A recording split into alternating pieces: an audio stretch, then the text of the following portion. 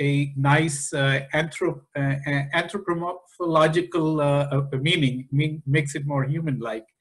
So today we'll talk about distros. I will actually be switching between my presentation and Sharan, could I get you to stop because the keyboard wasn't working and the keys were locked. So how about we do another take and start right now? Okay, sure. I thought I saw the recording light come on, so that's when I started. All right, welcome everyone to choosing a Linux distribution, or distro as they like to call it. And there's good and bad about it. We have lots of distributions, so there's always something to suit someone's taste. And that's also a problem, which one to choose. So I'll be switching between my presentation here and a little web page where I'll have a distro information up there. So we'll kind of toggle between each one of these. Feel free to send any questions to whatever is the designated chat box or Q&A section, and I'll be more than happy to answer all of them. So let's go to the next page here. Now, let's see. Okay, maybe it wants to scroll this away. Okay, so I'll talk a little bit about the history. I mean, distros didn't pop up all on their own. For many years, there was just one Linux and a few utilities that came with it. But over time, people added features and things to it because, clearly it's open source. So they said, hey, I like working with this. So they added it, maintained it. And then over time, like a tree, it grew different branches, all from the same basic root. So much so that there are now actually several websites that give you distribution advice. I'll be talking about two of them out here. The one that I'll refer to most of the time will be Distro Watch out here. And basically, it has a lot of things, but the way you choose your distribution really depends upon what do you want to do with it. In other words, what's your target? What's your intended use? How do you like to approach it? Because there's a lot of variety and diversity out there.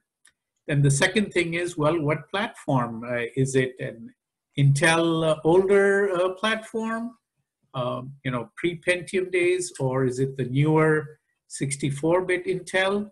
Or do you have maybe a PowerPC, like, the older Macs that were based on? Or do you have maybe a Raspberry Pi? Or maybe a completely different computer chip altogether. The beauty of it is that Linux has, and its utilities and accompanying family of software, has been ported to many, many different platforms. So DistroWatch actually sort of meticulously maintains all of that, so you can use that to help choose, and I'll show you that. You may have encountered it before, but now we'll approach it from a slightly different angle. And then, of course, since Linux has been around for quite a while, people have added a lot of visual and navigational appeal. That's another fancy way of saying desktops. We'll touch a little bit upon desktops today, but I believe there's a separate session on that 10-minute on different desktops. And again, the beauty is you have plenty of desktops to choose from. I'll talk a little bit about that. So in today's session, we'll actually talk about various distros for various tastes. What I did is I've selected a few target audiences out there, people who like to do a lot of audio video editing, people who are into security, watching comings and goings on, of course, over the network. Then people who work on servers where they have boxes, maybe it's a small business, maybe it's a commercial enterprise.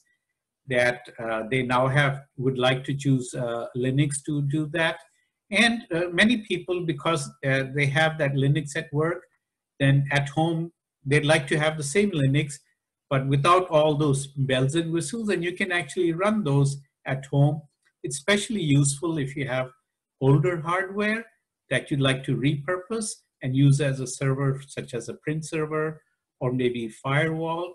And then there is also a lot of first-time users, and it turns out that many people have tweaked distributions, in other words, packaged Linux with a bunch of utilities that many times it actually has the look and feel of Windows on it, of course, without all the Windows baggage, but it does have that look and feel. And so for many first-time users, I'll mention a few distros out there that you can use to, dip your toes in, and if you like it, you can always grow up to the more fancier versions that I've mentioned up above. And then I like to play with a lot of retro hardware, and I always find a Linux distribution that works on an older computer. And you've probably heard in the various presentations how with as little as maybe even 1 gig of memory and maybe a 20 gig hard drive, you can get Linux running. So people get mad at me that, why do you keep all this old stuff around? I said, I learn new things and I can play with it. Clearly the original Windows or whatever was on it, Sun OS, Solaris, or many of these operating systems from commercial vendors, they don't support anymore, but it's still pretty good hardware. So I hate to see all that iron go to waste. And then with a little bit of work, you can get a Linux distro on it and run it, and in fact keep the same kind of distro on that retro hardware or very close to it than with your other stuff. So that's what we'll kind of cover today. So now here's the fun chart.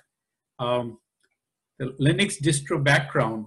Out here was the original Linux that was written for a tiny x86 Windows IBM PC.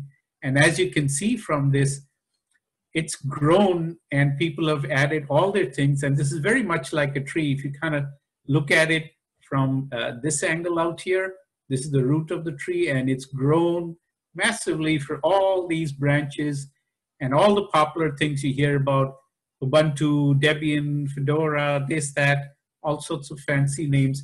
But we don't have to go into all of that. I'll talk about maybe a select few branches of these and which one might be worthwhile for you to look at. And you'll have the slides, so you can always go back and look at this. Okay, so moving around. So Linux distro background. So if you understand the background of a distro, then you'll actually understand which makes sense, and you won't be sort of overwhelmed by all the stuff, because people always talk in very current and contemporary terms. But if you understand the background, then you'll be able to filter out what you don't need to hear if they wax too much about fancy features, but go right to what's that distro mean for me. So basically the thing is, as you know, Linux is free and open source, because it's not just an operating system. It actually comes with a lot of free and open source hardware. And most of the Linux-based distributions were actually created by developers so that they could work with other operating systems, computer network with them, operate peripheral devices and stuff like that. So they've added things to Linux distributions when they package it, add in their flavor of utilities and software, so that it would work with everything else, which actually became an advantage for it, because you could always find a distribution that will work in a certain environment. And many of these standards are like POSIX standards, ISO standard, ANSI standards. And because it adheres to this, it generally works. Nowadays, it works right out of the box. It'll recognize Wi-Fi standards. It'll recognize printers, it'll recognize many peripheral devices and printers and stuff like that. Whereas in other operating systems, you always have to find the right driver and things like that. So that's what has been happening with Linux distributions. Because of the environment that the developers work with, they've added many small things that were annoyances to them, and they put in solutions, packaged it, and because it's free and open source, they make sure that that package is carried forward, which is why the tree has kind of grown the way it has grown. A little bit more about the distros. So most of them, the software projects, that somebody did for perhaps, a compiler here, or maybe a home expenses tracking and stuff like that, they're all done independently. Because they're free and open source, and in the open source license, it explicitly says you may give this to someone else. So then they're able to combine many of these little projects together. For example, a lot of graphic editing tools, video editing tools, audio editing tools, and put these projects together into one Linux package. And then over time, they've actually had many different ways of maintaining these little independent projects that they bundled with the Linux together, so that those little utilities to make the distribution nice and smooth and easy, they actually put a lot of this stuff on the network and they maintain it, they test it in a variety of different ways, and then they put it out there. And then through these little utilities that recognize, oh, I'm running on this distribution, and these are the places where I can get updates for different packages, different libraries, different utilities, different graphic drivers. It can go and automatically download and install it through their network connection. And that's been one beauty of it, is that these distribution managers have made things a lot more easy. So this way, it also allows people to adapt their distro to their specific needs if you want. Now, distros by themselves are maintained by a whole galaxy of individuals or people with similar mindset, even if they're geographically disconnected. Many volunteer organizations, you'll see that in the coming slides. And there's a few commercial entities, big actual names that you'll recognize, like IBM, Intel, that actually have given permission to their software developers, because they recognize that they themselves use these utilities to help build software for their corporations. So they don't mind giving back to the community. And many of them actually maintain versions of their software that people are free to add, subtract, bundle it, and maintain it and share it forward. So basically, when they put together the distro, they have to make sure that the operating system, the core Linux kernel, and a certain amount of security and a general method for adding the different software packages that give that distribution a flavor works in a very coherent fashion. And they do this all through a lot of volunteers.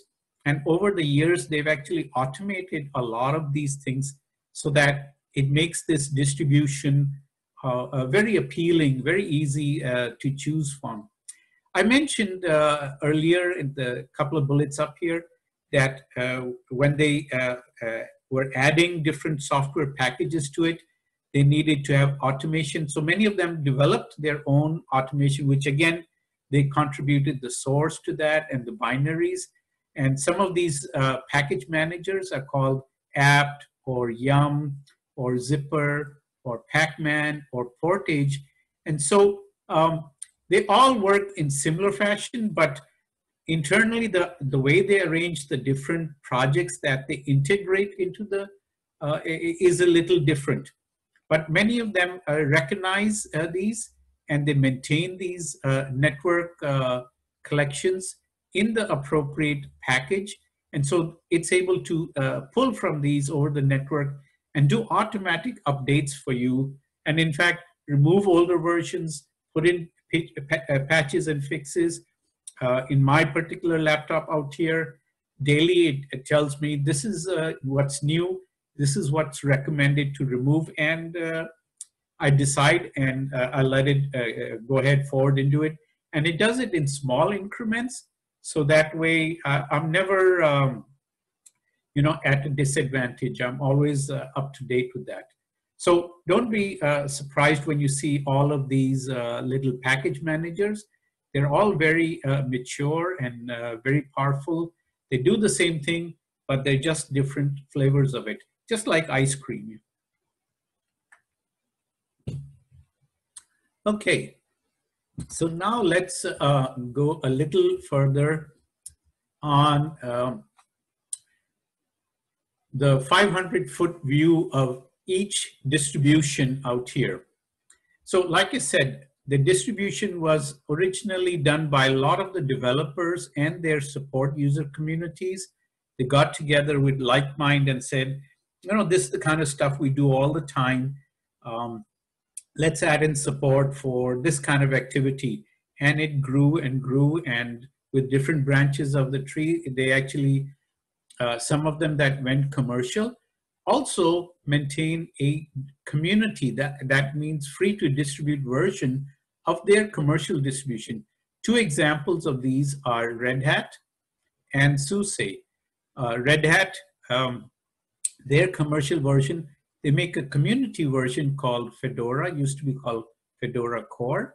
And then people have taken that and built even other distributions out of it. Same thing with SUSE. And you might recall Red Hat has been bought by IBM, but they still operate pretty much independently. And they've done a lot of work to maintain synchronization with their commercial version, with their community or open source version. And similarly with SUSE. And you'll find lots of folks have taken this and created distribution. So that's the first way of looking at it. Look at a community of a certain distro, and we'll see there are about maybe a half a dozen or maybe more community distributions, all of which have the same Linux kernel at the core, but the differences are in maybe the default desktop environment or which kind of hardware do they support. And then what I just mentioned, package management, that's the Yum or apt or Pacman or Portage. That's how they do support for individual software pieces in that. And then what's the source that's based on it? That means, did they start from the Fedora version, or did they start from the SUSE version, or did they start with the Ubuntu version? You can take the Ubuntu version and create a different flavor of it.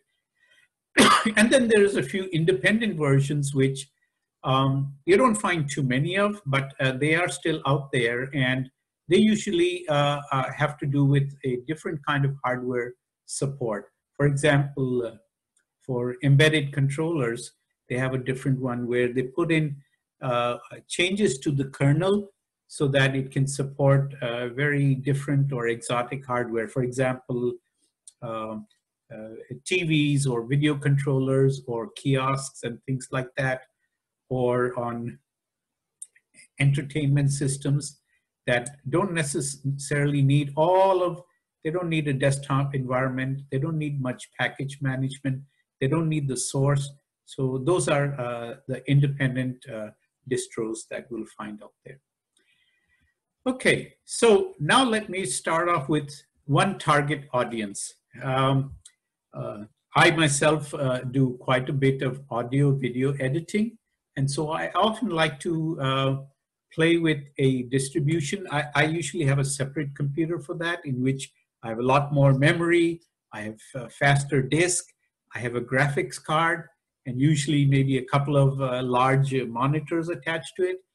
Then I would like a distribution or that I can download and just install and run right away, that has maybe in it all the software utilities that are useful, for example, editing audio, taking an audio clip, converting it from one format to another.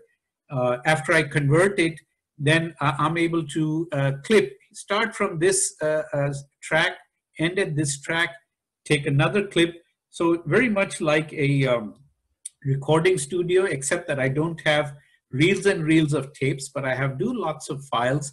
And I've taken little clips of each one of them, and then I can add all those clips together and create a new soundtrack. Or maybe it's a piece of music, and then I'd like to boost certain frequencies and things and make it sound different, or speed up one particular soundtrack, add 2 or 3 soundtracks, make one soundtrack slightly dim in the background, emphasize another, create electronic music. Or for video tricks, you can take maybe someone's event video and then cut out all the stuff where there's a lot of dead air time, where the room was emptied and they were cleaning it up and then they came back.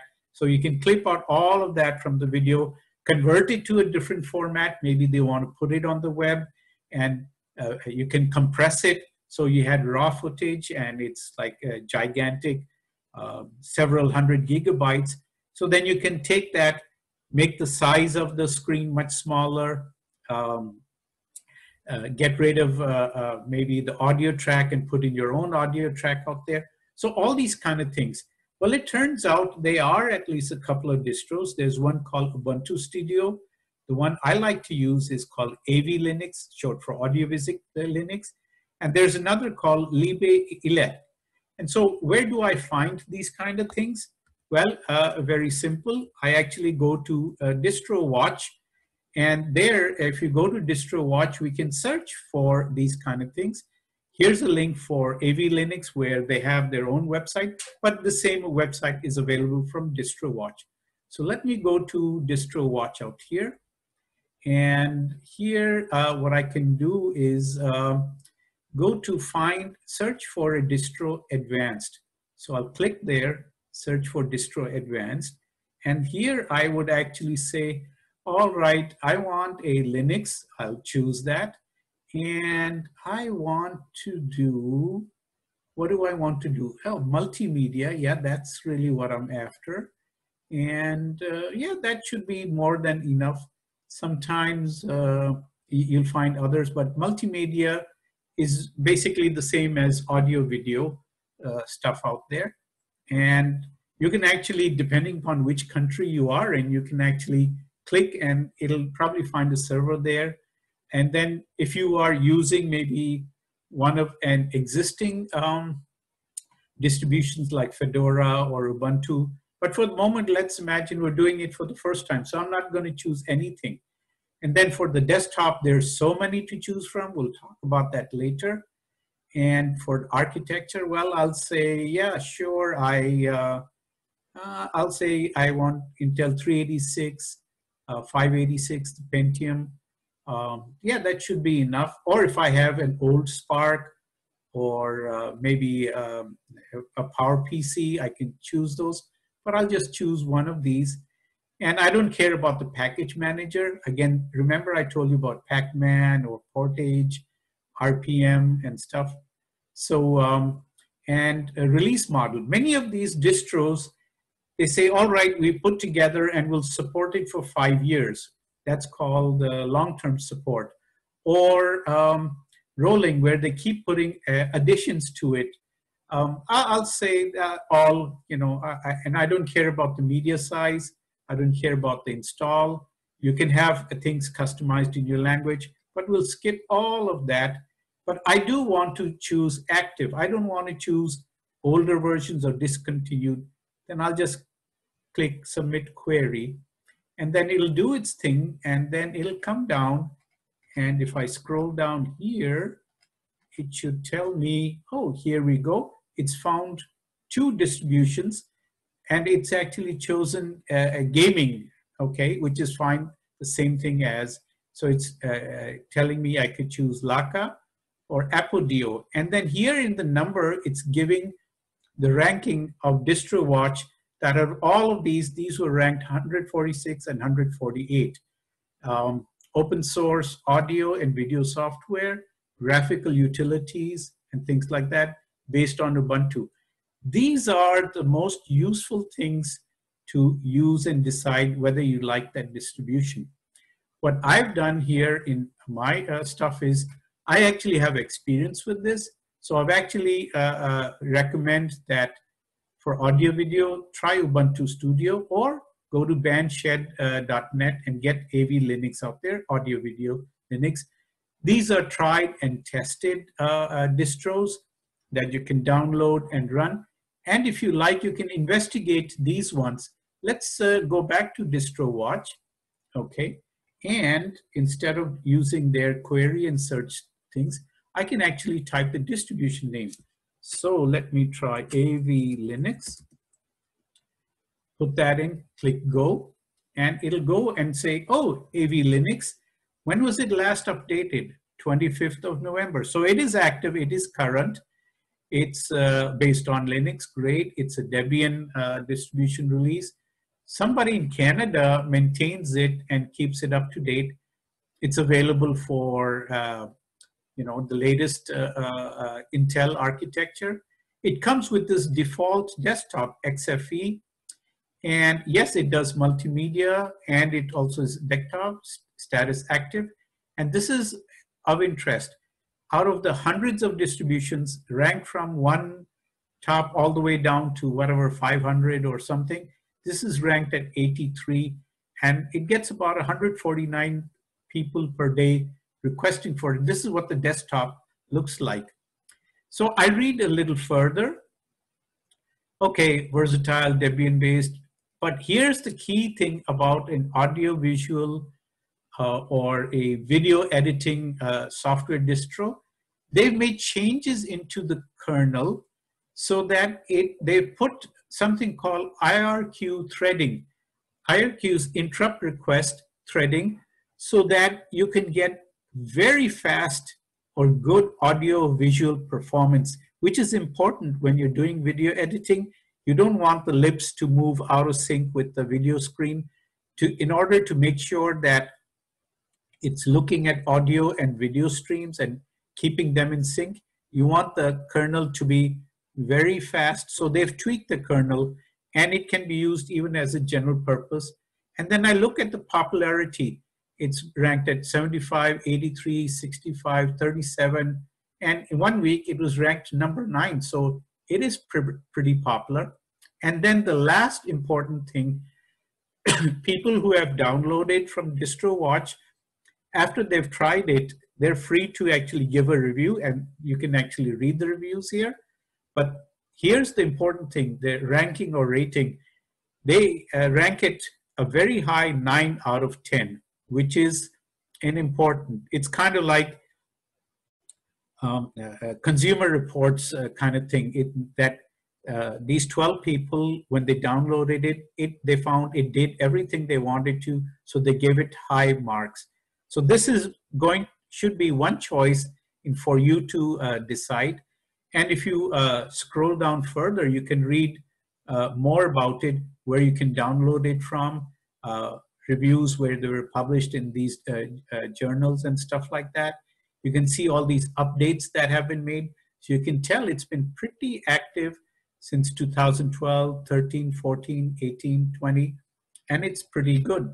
So, and here are all the other features. It'll tell you how big is the image size. It's about 2.8 gig or something like that. It's in a ISO is a CD format that you can download. So all of these things, the package management is Debian, the desktop at XFE, which is something that was already mentioned at the top out here. So that's very good. So that's why I like this one. I've actually done both Ubuntu Studio and AV Studio. Frankly, I can't tell much of a difference because many of the utilities are the same in both of them. They both are Debian based, so it's easy to manage. And so it's really, it gives you a lot of choices. And as we saw in the earlier search, you can actually choose other distributions. Maybe they're not high on the list, but they support older machines as well. So that's one way to go about it.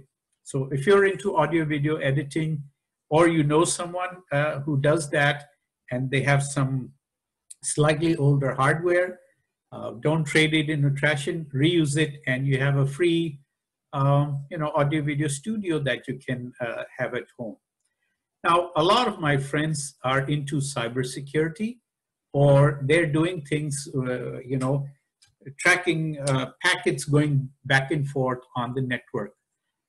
Well, because Linux is free and open source and has been around, as a matter of fact, it's been used also in many network devices like routers and things for the last 20 years. It's bundled in.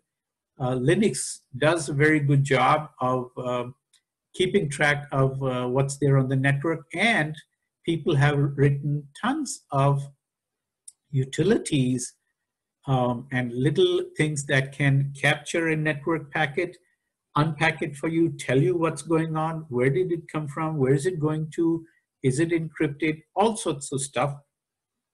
And they've bundled it in with different distributions that have sort of like grown over the years.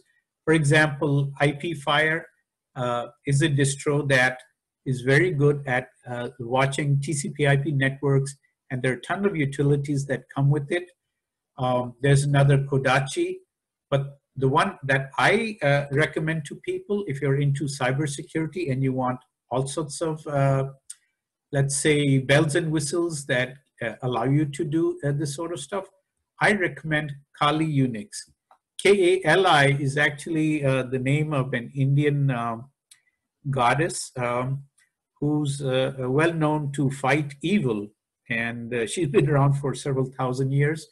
So the people who created this distribution were inspired by that, and they gave it the name Kali. And here's what its desktop looks like. If you want to know more about it, you can always go to Distro Watch and click out there. So let's go out there to Distro Watch. Let's go all the way here, type in the distribution name, Kali, and click go out there. And here you go. Now you notice again that it's a Debian-based distribution. Folks in Switzerland originally created this, and it's available on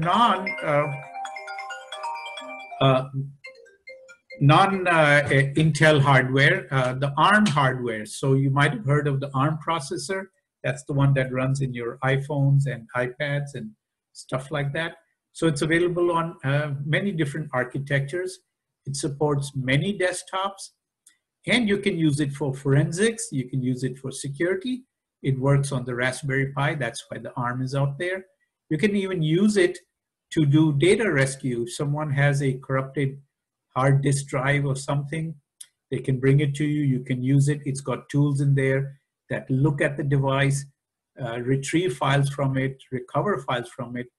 And it's a very powerful one for doing networking security stuff. It actually is been used by a lot of professionals to do network penetration testing. For example, they're given the job, all right, we've got a security setup network, see if you can break into it.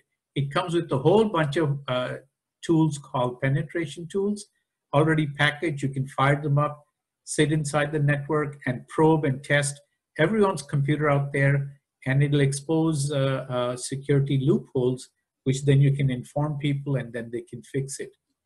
Notice the other thing, the popularity. Out of like several hundred out there, this is very, very high. It's ranked at 22.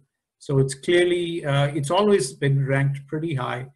And look at the rating, it gets very high, almost 8 out of 10 from 35 different people. Earlier it has a name called Backtrack, but that went out of fashion many, many years ago. It's been known as Kali Linux. So that's the one that I recommend. If you go to their website, you can get downloads.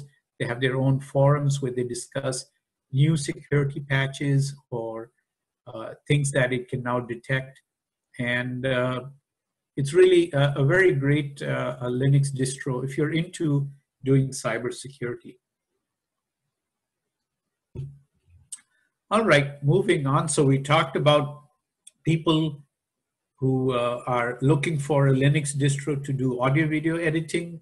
So we've got Ubuntu Studio distro for that, or AV Linux if you want to do cybersecurity. There's lots of choices. The top one is Kali Linux. And then another favorite one of mine, if you have ancient PC hardware that you'd like to put Linux on it, give it life again. It's a long time ago was running Windows XP or Windows 7 or what was that in between, Windows Vista, or maybe even a old Mac OS that is no longer supported. You can install one of these Linux on that old MacBook or on the old PC, or even other non-standard like Spark or things that are based on a PowerPC or Intel chip. And there's a bunch of distros out there. All of these out there will actually allow you to install Linux on it and package with the same utilities, the editors, web browsers, and many little utilities, Peppermint OS, L Ubuntu, which is light Ubuntu, NTX. But the one I like to recommend to people is called Puppy Linux. Here's what it looks like. So if you go to Distro Watch, and let's go back there to Distro Watch, and let's type Puppy. Let's just hit go. Let's see if it finds it. Yes, it does. I kind of like the little logo out there.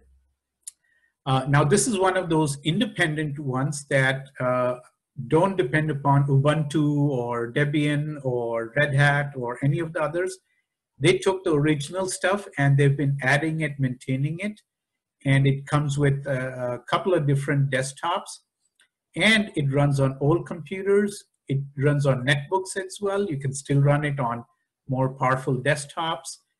And it's got very high popularity. In fact, one slightly higher than Kali Linux. Look at it, 21. And then read the description out here. That's why I recommend this for ancient hardware, because it can run on any small little computer, but it's fully featured Linux. What happens is when you boot Puppy Linux, it goes all into the memory instead of loading it into the hard drive. And because everything's in memory, it's very fast and quick response. You'll actually feel like, how come the old hardware suddenly is running faster? Well, that's because it does little tricks to keep things inside the memory. So you don't have to go to the old floppy disk or whatever. Speaking of which, Puppy Linux can be downloaded to a USB device, CD-ROM, or even a zip disk. I still have one of these down in my basement, or floppy disk, and you can load it and have it up and running. It's very compact, and it's great for ancient PC hardware. And as you can tell, over the last 1 year, it's been ranked pretty high, in the top 20 downloads, simply because of this feature. It's actively supported and it runs. And here's the other cool part. Let me make this a tad bigger here if I can. Oh, that's fine. Look at the average visitor ratings, 9 out of 10 from 180 different people. So that, folks, is my recommendation. I played with it. I found it really excellent, and it works on anything that's got an x86 on it or newer hardware, and it runs fine. Doesn't need a whole lot of memory or disk, and it can run off that little USB card or CD as well. So that's a recommendation, Puppy Linux. And if you go to their website, you can actually find lots of interesting things out there. Or you can download it from the Distro Watch. But this is my recommendation. So you don't need to wade through tons of things or click so many things, Google like crazy. Go to Puppy Linux. You'll be able to give new life to ancient hardware. Now, earlier I'd mentioned a lot of works have Linux actually at work. And sometimes we don't want to have a different environment on our work machine, but at home. but we want to have the same environment, but we don't necessarily have to pay hundreds of dollars for the support like Red Hat Linux. But Red Hat Linux has made its Linux available in a community version.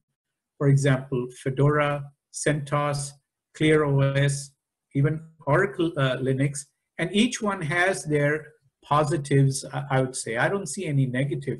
But let me mention a little bit about Fedora. I played around with this many years ago, and of course I've moved on to other things, but what was cool about Fedora is if you want to be on the bleeding edge or cutting edge, where it's absolutely new hardware, the Fedora community will always have the latest Linux out there that has support for newer devices that have just come out on the market, and nobody else has it yet. They are very innovative with tons of different hardware that other people are lagging behind. Often it is Fedora where people will see the new feature is working well, and it'll make its way back into enterprise Linux or other Linux software packages out there. So that's a very bleeding edge. If you're really seriously into Linux, Fedora would be a good choice. We've downloaded it on new hardware that, of course, these were high-powered workstations with lots of cores in them, enormous amount of memory for use for scientific research. And if we did the older Red Hat Enterprise Linux, it lacked features or support. But if we went to the Fedora community, that same Red Hat Linux, but without the commercial paid support, they would have drivers and things for that, example, NVIDIA and things like that, that they tested and integrated, and we would download Fedora and get that running well. Of course, we'd have to do our own support, but the community was always very helpful. Whatever they put in was really rock solid. CentOS is one that is also spun off from Red Hat Linux. It's free open source community, and that's actually very popular. Why? Because it's very stable and it looks exactly like Red Hat Linux, except that it might be a few patches behind, but you can always get those patches and integrate it yourself. So you can have the same environment at home, at work as well. And clearly all of these are aimed at server stuff that you want to use as a server. ClearOS is another one that's targeted at small businesses where they need not those giant servers at big name companies, but small businesses where maybe they have a few hundred customers. They put everything on the server. ClearOS is a very good choice. Anything that's there in Red Hat, Fedora, and CentOS, you'll find it in ClearOS. You can run it. Another one that I've used in a government installation that I worked was Oracle Linux. What I liked about Oracle Linux is that they've made changes to it, but you don't have to worry that it'll break any software package. It doesn't. But one change that I liked is whenever a patch needed to be applied to it, you could apply the patch and you don't have to reboot the machine. It did it live. That was always a feature, especially if you have computers connected to instruments or peripheral devices that are running 24/7. For example, factory monitoring or things like that, or security monitoring that you don't want to reboot and have a 5-10 minute window where nothing's being tracked. You can use Oracle Linux for that and put in the patches right away. You don't have to reboot. The patches take effect right away. There's another one that I recommend also, OpenSUSE. They are pretty good, right up there with Red Hat Enterprise Linux, and the community version is called OpenSUSE. The paid version is called SUSE Linux, so you get support when you pay for it. But they spin off a community edition that you can always download and run. Lots of enterprises are running SUSE Linux, so then you can download and have this and have the same environment at work, at home as well. So these are the ones if you are dealing in the enterprise world. Okay, so I promised just a few minutes on the desktop environment. Clearly, this has a lot to do with subjectivity and taste. And like I said, the good news is there's a ton of desktop environments. In Windows, you only get one, but here you probably have more than these available. But folks will talk about, some of these later. But you can get Budgie, Cinnamon, Deepin, Gnome, KDE, Plasma, Mate. All of these are available. I'll talk only a little briefly about it. You can actually go for find a Linux distro that if you are in the early stages of dipping your toes in it, you can always choose something that runs on ancient hardware, like some of the guidelines I gave, and then maybe choose one of these out here that download a version, a Linux distro for me that has maybe a very simple or easy to use desktop environment. I mentioned some of the popular desktop environments, Budgie, Cinnamon. I've just got a couple of screenshots out there. Here's one called Budgie, which is actually quite nice and simple. A lot of people in my user group here in Southeastern Michigan, they've tried it. We spoke about it maybe a couple of years ago. As you can see, this is the logo for that. It's got everything. It'll tell you the local time temperature and how much battery life, the speaker volume. Then you click on this and it's got things organized, accessories, education, games, graphics. Click on this, Thunderbird is your email client. Then click over here, top panel, and then you can always customize and adjust these things to your liking.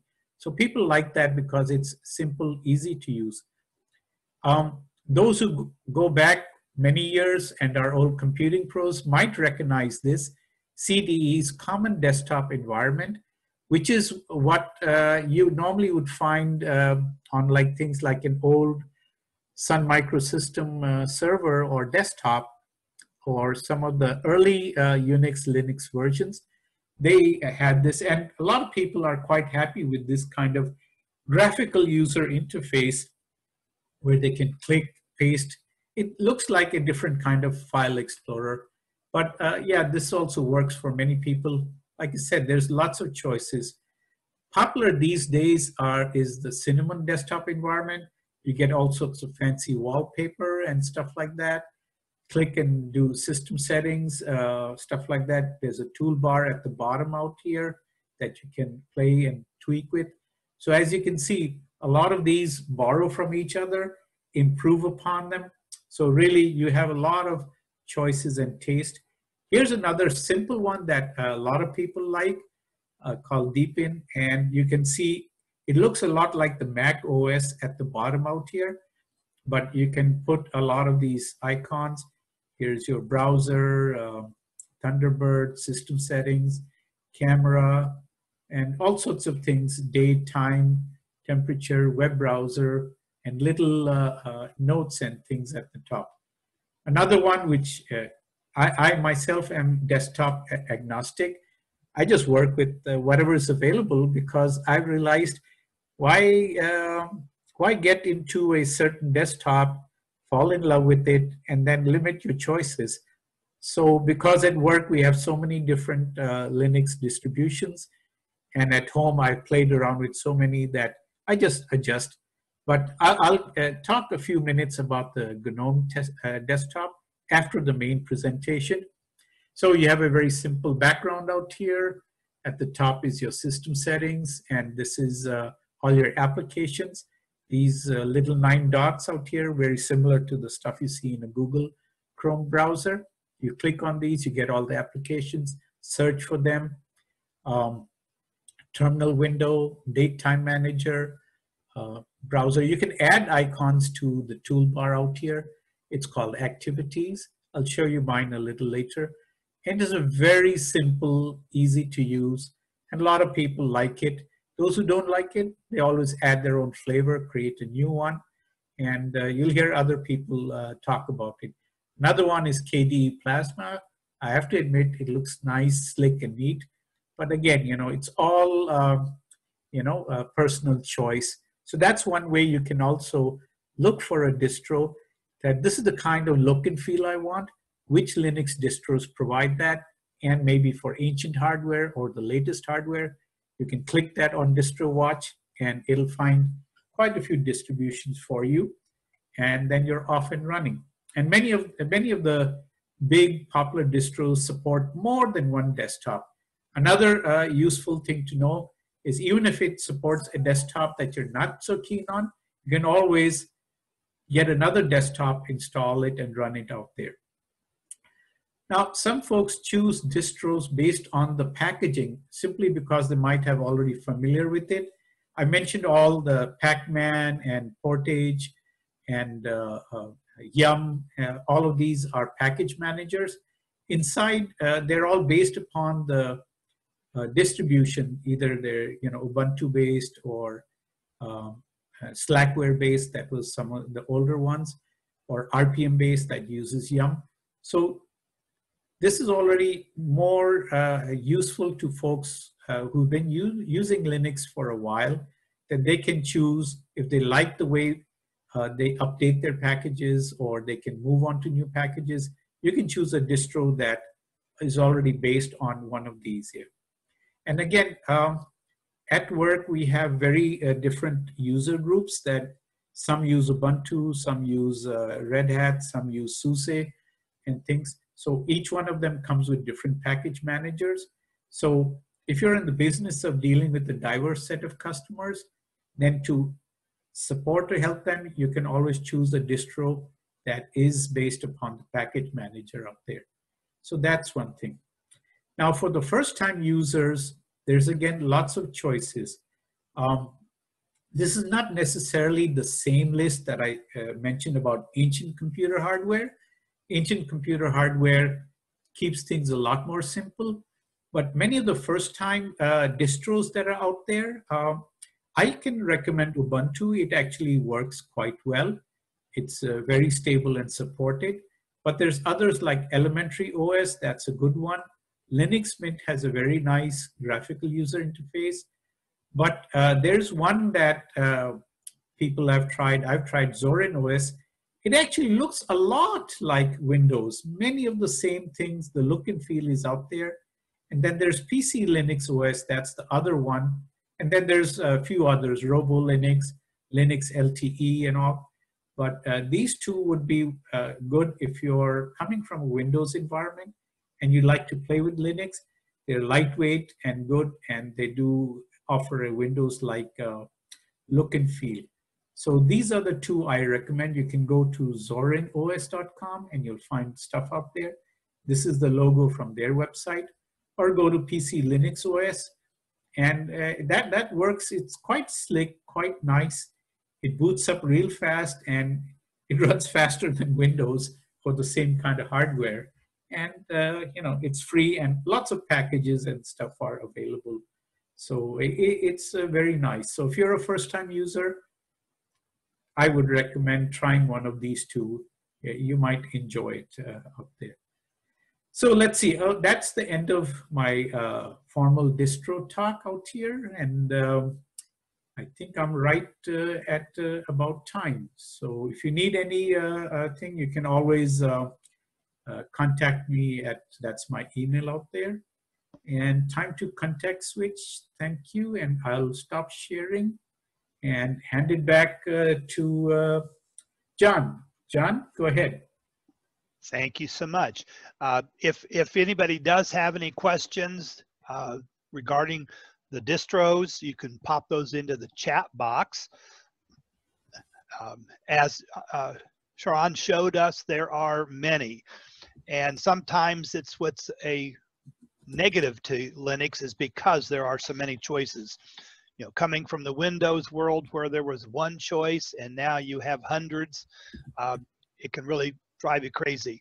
And we get some people who are called distro hoppers because they do one for a while and then they jump to another for a while and then to another for a while.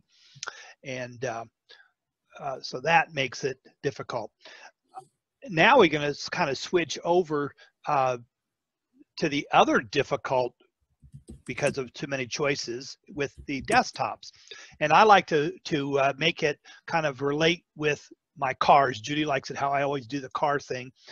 And if you remember back in the old days, your town probably had a dealer who sold a model of car.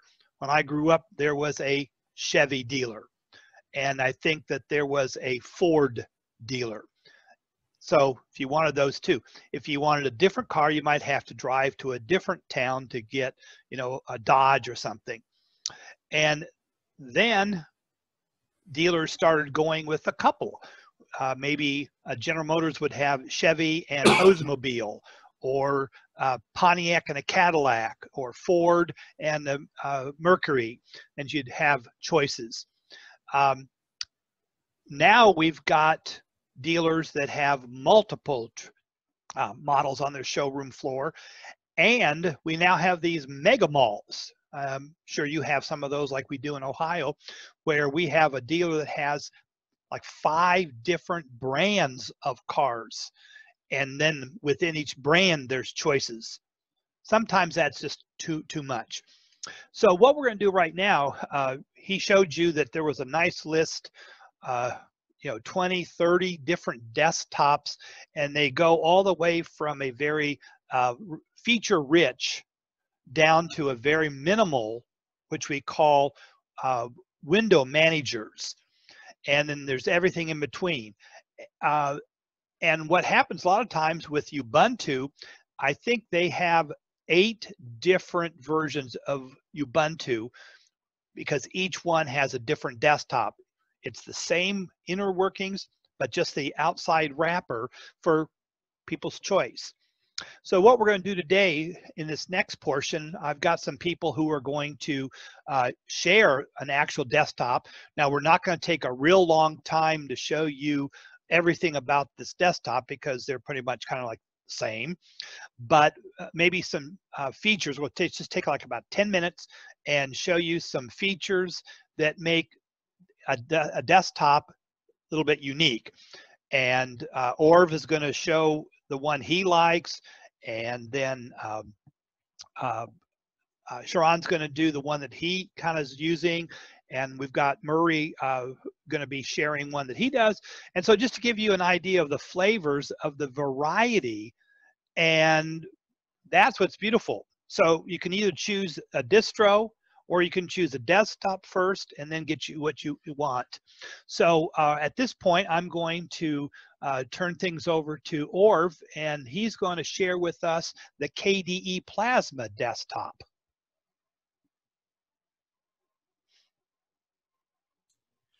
Okay, I'll share my screen here.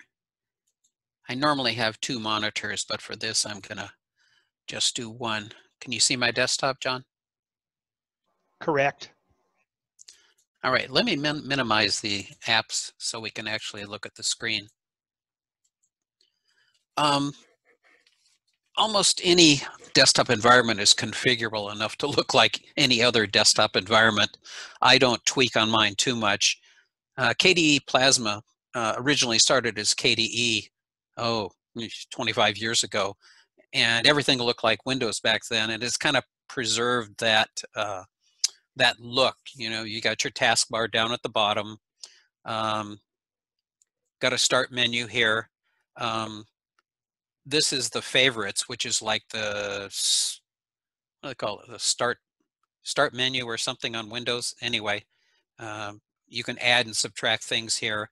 List of the applications, and most of the applications in here, like if I pick education, there's only one here.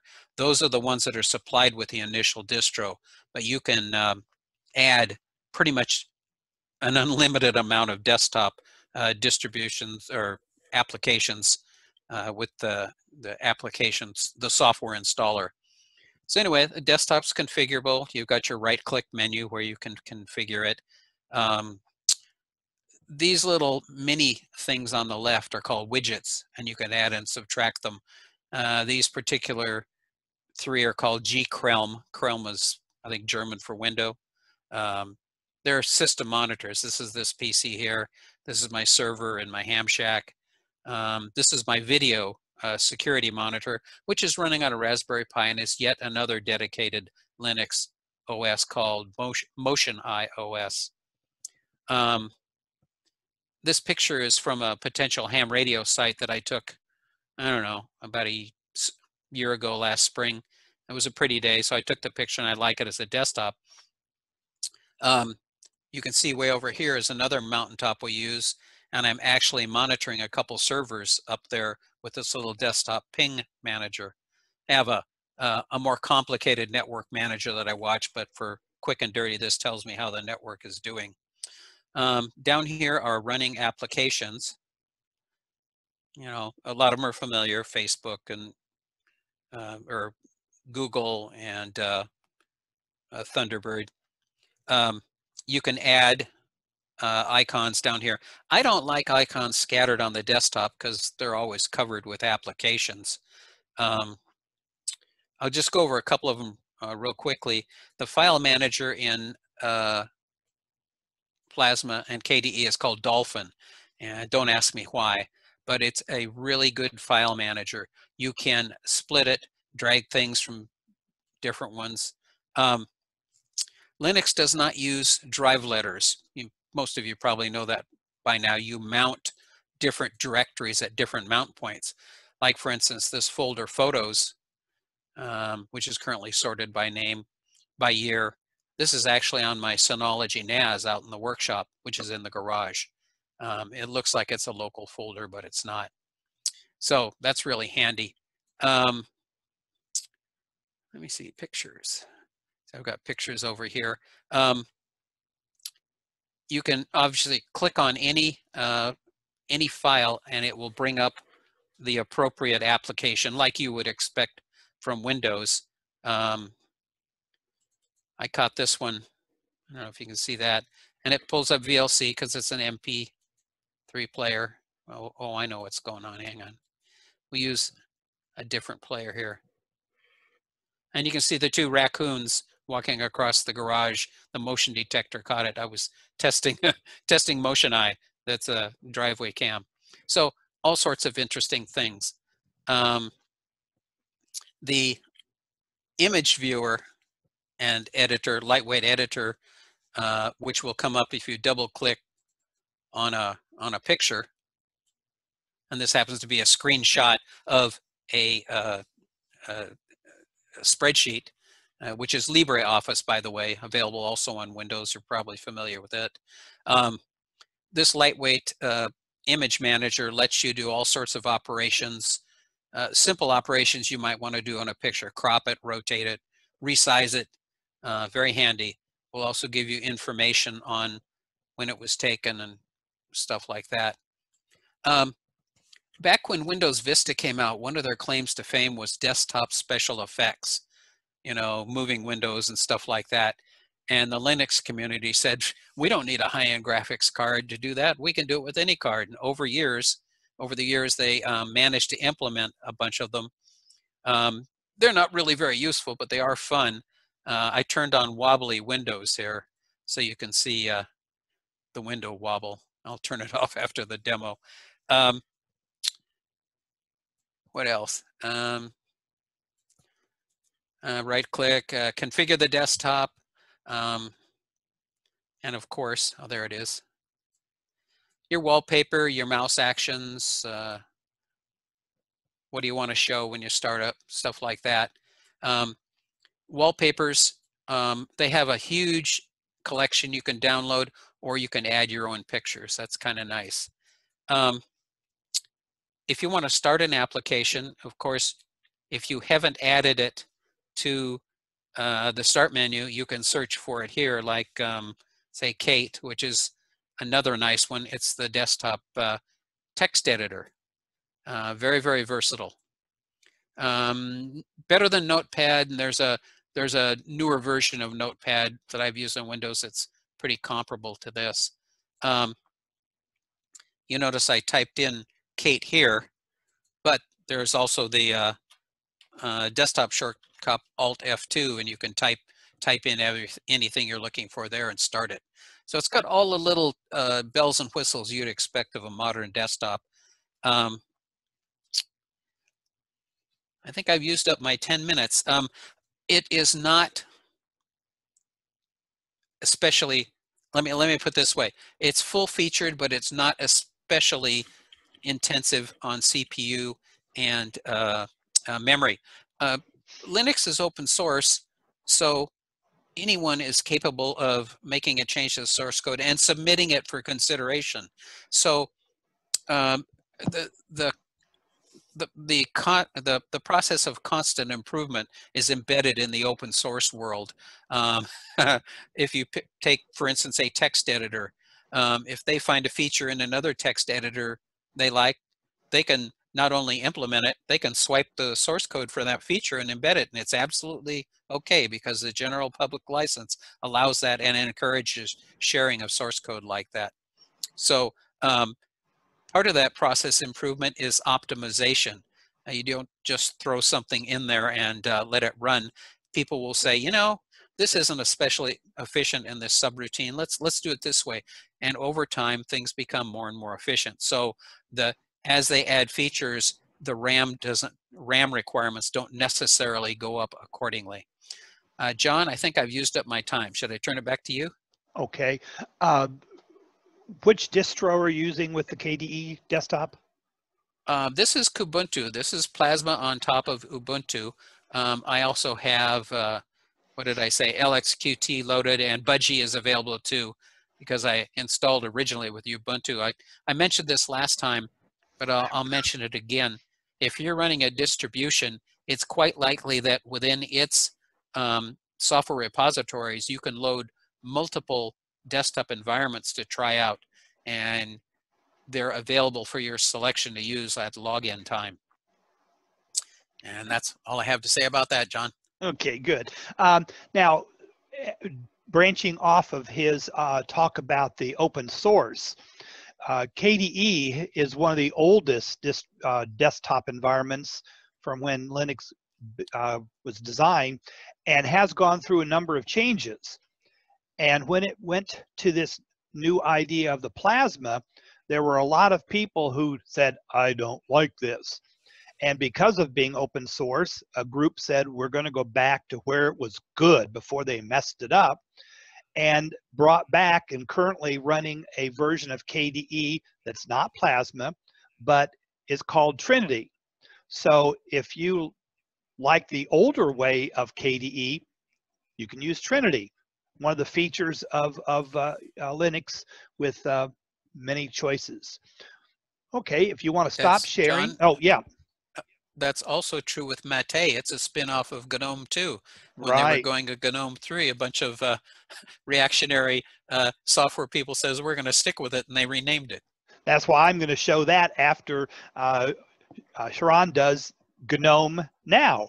So we'll switch back to, and Orv is going to switch and re-log out and back in to get up to his next one. So Orv, if you want to go ahead and share your screen and show people some features of the GNOME desktop, we'll look at that. Okay, you might want to talk for a while because I actually do have to log out, which means I'm leaving Zoom. Yeah, Sharan's going to do. Yeah, Sharan's going to do the GNOME. So go ahead, Sharan. Okay. Can you hear me? All right. You're good. Okay. I do apologize. I forgot to mention one very useful resource, which I'm sharing on the screen right now, and I'll share the link in the chat. I shared this with my local user group, and I had this web page up there, but I forgot somehow to mention it. So if after you know, that entire presentation, I'll include it in the presentation. There is actually a very cool website called distrochooser.de. It comes from Germany. And they put together a questionnaire, which you can see out here. And you answer all these questions, like, what are you going to use Linux for? How much is your computer knowledge? How much is your Linux knowledge? What size of disk you got, memory? Do you need to do live hardware? So you answer all these questions. And once you answer all these questions, it'll actually give you a recommendation oh, for the kind of questions you answered, here's the Linux OS we recommend you download. So that's a very useful feature. So I'll share that in the chat as well as in the final slides, which I'll email to Judy later. So now this is my desktop, as you can see. I don't do anything fancy. This is whatever came with Ubuntu. Because I use so many Linux distros, I've become desktop agnostic. But what I like, it's very clean, very simple. And like Orv, I like to have a very, plain vanilla desktop out there. One can change the background. I don't, I let it run with whatever comes. But what is useful is this taskbar at the left. So I've actually pinned to it the Firefox web browser, and whenever I fire it, it opens up, it automatically will update. Then I have this rhythm box which came with the system. I pin it there to play music sound. And this is the one that I use often. I click on this, looks like a file cabinet. So this is where it says, oh, what's in my home directory, what's in my desktop, what's in the documents, what did I recently download and stuff like that, pictures, music. So I find this, very clean, very simple, and I can navigate quite easily anywhere I like. And if I want to minimize it, get rid of it, it's gone. And then when I need any help, there's always this little help out here. Click on this and you get the desktop guide. And it's great. Getting started, click on this, it tells you, introduces you to it, how to log off, power off, iconify it, make it tiny. Here is where I've got Zoom pinned up and running, TeamViewer. By the way, I don't like it anymore, so I'm going to switch to AnyDesk. And then this is the Wi-Fi that I'm using. You click on that, it tells you the SSID of my local Wi-Fi. My laptop's now fully charged. I just plugged it in before starting, so it was charging. And then my user profile out here, system settings, lock this and walk away, or power down, or put it in suspend. This is the brightness of my screen out here. I can change this back and forth, microphone volume, and stuff like that. So volume, microphone, as well as the brightness out here. All of this, the battery, and then, again, the system settings. So very clean and simple. And then, like I mentioned, the help is out there, how to start applications, organize. It's got everything in one simple, clean guide. I can click anywhere, go back. It gives me all the update. It keeps updating itself. So it's kind of great, a book that does everything. But I like the GNOME Desktop. It works well. And then here is the one that I use most often, applications. When I click on this, then it presents you all the applications that I've installed out here on this particular desktop. And it's in alphabetical order, so I can quickly navigate by just clicking on these. There you go. Or let's go to the bottom. I can even type here. Okay, do I have Zoom installed on this? Look, it found it right away. Shows me the settings. Anyone who has access to this laptop can use it. Go back here. And then I can click on anything I like. If you'll notice, I have many video editing tools. Cinelera is one that I use quite a bit. Flowblade is another. I've given talks on this several times, so I've loaded all of this live for people so that then there's Kden Live, there's one. I have all LibreOffice as well out here. So it's pretty well organized. OBS Studio is another very powerful audio editing management things. OpenShot is very popular. PTV is another popular one. And then let's see what else. Shortcut. This is very powerful. Does practically everything for you. And then if I need a little terminal, I just click on this and then the little circle. And then I have, my box out here. So I can see how much disk space I've got, what I've installed using the Snap installer. any error messages that I've seen, Bluetooth, USB interrupts, things like that, for doing hardware debugging. I quantify that. This is pretty simple. Go back to the applications out here, show which ones I use most frequently. There you can see. And then here's the software updater. If I go out here to the software updater, then it takes a little minute to fire up, or I can even do the Ubuntu software. There you go. See, and there it's presented by categories: audio, video, communication, news, productivity, add-ons. So let's see in communication and news. It's actually applications that are on the Ubuntu server that I can download, and it'll update it for me. And then I can say, show me all of them or some of them, whichever are top rated. It's taking a little time to update, but you can see, you know, all sorts of things: FileZilla, BitTorrent, many other things are out there. So I'll just get rid of that. Zoom client, Viber, all sorts of stuff. Now here's my daily Ubuntu. This came from the software updater out here. Oh, there's a security update. It's about 66 megabyte.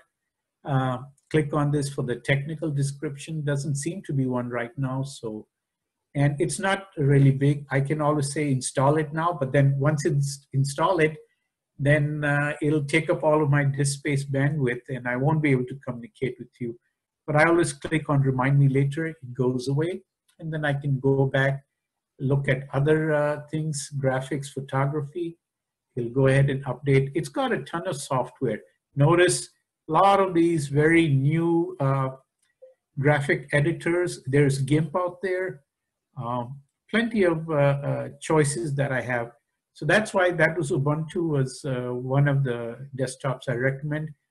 Once you get comfortable with Linux, you'll find yourself upgrading to Ubuntu or many of the other Cinnamon, environment. But for me, you know, this is a very simple and easy to use, well organized, maintained. So I recommend this Gnome Desktop, and it's got the help, the software updater, the files, and then this application. Very clean looking desktop. So let's go back to the files out here. Click, these are the most recently used ones, and downloads, music, and even other locations. If I pop in a USB drive, which I'm going to do out here, now I see the light blinking, and then it will notice it. And notice here, it just showed me that I put in a USB drive. If I click on that, it has all this information that whatever is inside that USB, it shows up out here. I want to eject it. I click this, unmount, and it's gone, and I can pull out the USB drive. Very simple and easy. So those are my 5 minutes about GNOME. And now I will turn it back to John. Well, that works. As we discussed when Orv was doing his, the GNOME that he shared with you is the new modern GNOME. It's called GNOME 3 and variations. And again, a lot of people said, I didn't like what all they were doing with that. And so because we can, I'm going to switch. You should be able to see a different screen now. A group of people went back, dug up the recipe, as I call it, for GNOME 2, which was the long-standing version. Many of us, that's the one that we used when we first started getting into Linux. And they said, we like it the way it was. And so this is called Mate, M-A-T-E, and this is the rebirth of GNOME 2 for the people who didn't like the way GNOME went with the newer version. And this is on the Mint distro, and it doesn't matter because there is a Mate version for Ubuntu, and there's a Mate version for Arch, there's a Mate version for Mint, and such, so on, because people have taken the recipe and added that. But this one was really neat. Mint was one of the first groups to come up with a welcome center that starts you out and tells you, welcome to Mint, and here are the first things you need to do, step by step. It takes you through things you need to do once you got a brand new install. Go through these things. Check to make sure you've got the correct drivers, update yours, go to your settings and make some changes, go to the software manager, get some more software, and go to your firewall and customize that. Normally, it came with a panel at the top. I have two because I'm doing a double little demo right here. And what was really liked about GNOME 2 back in the days is that they had 3 drop-down menus at the top. One was for your applications, so easy to get to those. One was for location, like for your file manager. And you can see here that for GNOME 2 or Mate, I have quick access to all my folders, plus a few extra places like the network or my main computer. Main computer would be similar to my computer. And as you can see, it lists the things that are on your computer. And then if you wanted to get to your system options, there's a separate one. So rather than have one big menu system that just kind of overwhelms you, you got this one. And so the system is divided into your preferences, the administration, and everything that's in administration has to have admin rights or approval. And in Windows, you either are an admin or you are a standard user, which is a problem that if you're always running as an admin. In Linux, your standard user can access temporarily admin rights to make some changes. And of course, then you got the control center, and then you've got your, shut down. So a lot of people really liked this one because of those 3. Now, there's an extra menu at the top. I forgot to go to full screen because this is running in a virtual machine, and we talked about that in our other workshop. So I'm running a Linux Mint inside my Linux MX actual operating system. The other thing that they did was they said, okay, sometimes people don't like the extra space that it takes for the 3 drop downs. So they created a new menu, a little bit different than the menus that we've seen. And this menu is very popular because it has 3 different sections. You've got your applications, but these are in categories. As you saw in GNOME, they're alphabetical. In this one, they're graphic or categories. So you go to a category and then up pops the software that you have that goes with that. There's the places again. Notice the difference is I've got my home folder, and if I clicked on that, it would open up my file manager to get to the other folders. But in the places on the older style, you have all of those right at your quick access. And then down at the system, you've got the access to your control center and your package manager, but not as much of the up at the top. You had your administration section and your preferences. When you go to the newer one, you've got your preferences and administration under applications. So some people like it better to have it as a system drop down. Some people like to have it as a category in their applications. Also have a favorites. A lot of times this is where people work most of the time because you can have, let's see, 2, 4, 6, 8, 10, 12 or more favorites that you use all the time. And then once in a while you go to your applications to get whatever else you want. You can customize the applications and show what software you want. Maybe your computer comes with software that I'll never use that. Okay, you can hide it from your menu so you don't get to see it. I'm going to go here while I was writing the software.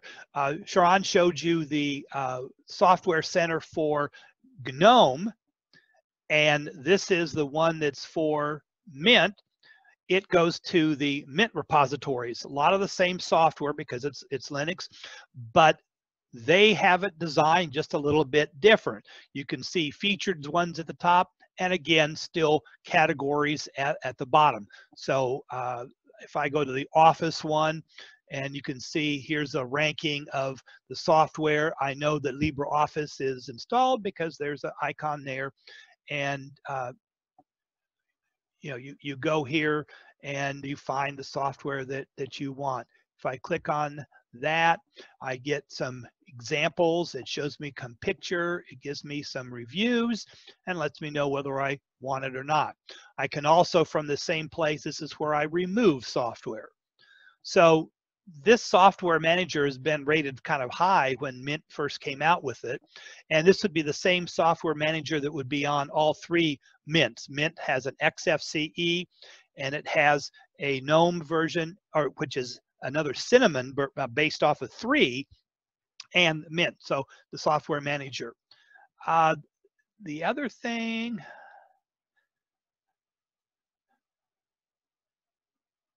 trying to remember what other special thing, the menus are what's really, really great about here. Let me just check once. You know, somebody in the chat asked about software that monitors things, and as an example, you know, here is the one that looks very similar to what you find in Windows. There's my system information. There's my processes that are running. Here's how the resources are set for my CPU, my RAM, my network, and there's into the file system. So, yep, the things you can monitor, you can put software on that'll monitor how hot your processes are working. It's you know, all out there available. I think that's kind of the big feature that I think makes the difference here.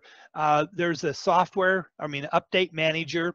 You can see that there are some updates that I need. You can go into your computer and you can say security updates. I want those to be automatically downloaded and installed. Don't ask me, because you got to have those. And then here it comes up with other things that need to be installed, so I know exactly. And again, you can see what you can't do in Windows anymore. I can uncheck any that I don't want to be upgraded. That's another key feature in most of the world of Linux.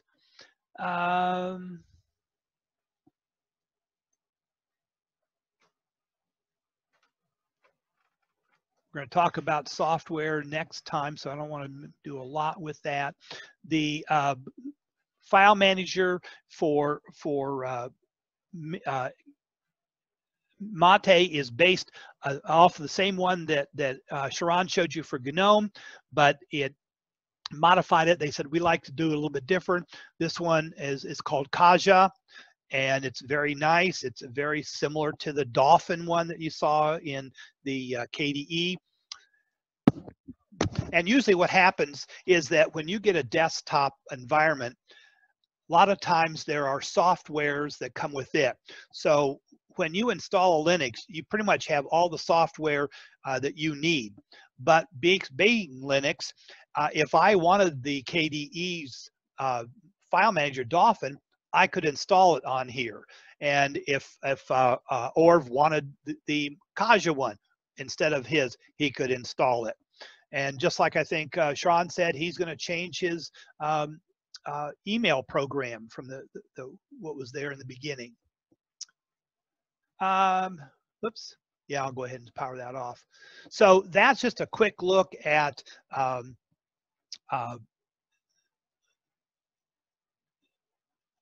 Mate, which is a variation of GNOME. And then the other thing in Mint is they have a version of GNOME 3, which they've made it kind of an in-between GNOME 2 and GNOME 3 that he showed you, that's called Cinnamon. A top-rated one that is very similar to a Windows one. You see it? Yes, I do. Um, just one quick little side note here.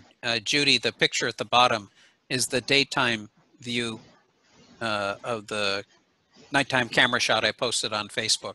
So you can get the perspective there. The camera's on Chatsworth Peak between San Fernando Valley and Simi Valley. Anyway, this is Lxqt. The Qt means it's based on the Qt libraries, a collection of software libraries now managed by a company called KADB Software. Libraries are collections of software subroutines and stuff that programmers depend on to be on a system, so they don't have to write a routine, for example, list all the files in this directory. They just can call a library routine. The Qt libraries have been ported to just about every operating system, including Windows, Android, and iOS. So if you end up liking some KDE Plasma program like Kate, the text editor, for example, it's available on Windows because the Qt libraries are supported on Windows. The reason I talk about it is Lxqt originally was Lxde based on the GTK libraries, which is the GNOME toolkit, and it was based on version 2, and the authors of Lxde didn't like it, so when the Qt libraries had matured, they moved over to those libraries, and now it's called Lxqt. As a result, Lxqt comes with a lot of applications that you would see on any other KDE Plasma system using Plasma as a DE. So got the same, taskbar on the bottom, a menu at the top, and a lot of these are similar. A lot of them are not. The file manager is their own PC file man, and it looks pretty much the same. Little lighter weight than the equivalent Plasma. As a result, the amount of occupied RAM at boot up for Lxqt is about 2/3 of that compared to KDE Plasma. So if you have a 1 gig machine, this might be appropriate for you, like some of the other lighter weight ones. Looking at this set of folders here, you can see all the usual ones you could expect. The one labeled Orvs is not on this computer. It's on the file server out in the garage, but it looks just like it belongs to mine here, this disk drive in this computer here. The nice thing about it is if this OS happens to crash, the drive fails or whatever, if I reload it and remount that Orvs directory, all the stuff on the file server is still there. So I don't maintain any files, documents, pictures, whatever, on this computer itself. I leave them on the file server. Just a little side note there. And you can add, shortcuts to all of your commonly used folders. It has the usual computer network and stuff, and these are configurable. While John was talking, I changed the desktop back to, or from its default to, let's see if we can do this. Oh, it looks good. So one thing most modern desktop environments have are virtual desktops. It's multiple screens for the same physical screen. A lot of us have multiple monitors now, so there's really not much need for virtual desktops, but I think I have a couple turned on in KDE Plasma, but I never use them. But you'll notice 1 and 2 here down in the lower left corner. Lxqt comes with 2 of them. If I'll go to the second one, you'll notice the stuff disappears because it's back on the first one. So if you like to leave a lot of applications open, this gives you a lot of screen space if you don't have multiple monitors. Or you could use a combination of multiple physical monitors and multiple virtual monitors, and you could go crazy with that. Show the desktop just clears everything off the desktop. Pretty much all of them have that. Down here in the lower right, everything that's down here is configurable. One thing I did notice, which is kind of neat, you have this CNS here, caps lock, number lock, and scroll lock. So if I hit the caps lock button, you can just at a glance tell that it's activated. This is the network. I'm not sure what that does. Oh, this is the icon for Slack. I happen to have Slack running. It's a communications package. A lot of companies use it. This happens to be a Slack instance run by the San Francisco Amateur Radio Club. I hang out there. The other application manager I have is called Mattermost. It's a kind of an open source Slack wannabe. I have 2 instances running here. I don't need to. This one's out on the internet, and this one happens to be on our ham radio internet, and they're linked together, which is handy. Hang on. Oh, I'll call him back later. That was my ham radio bat phone. It's a VoIP phone on the ham radio network. So anyway, this is nice. It's clean, easily configurable. The menus go like this. I like it. John, that's about all I have to say about it. Well, that's good. Visual is kind of the key thing too. People can see it because all of the desktop environments, they all work the same. What you don't see, they open up programs, close up programs, move things around. But we have different people who think this is what things look like better. And yeah, you have to admit that in spite of all the fancy bells and whistles, they're mainly used as a program launcher. Right. Okay, I've stopped sharing. Okay. Murray, would you like to try again and unmute yourself and see if we can get the XFCE?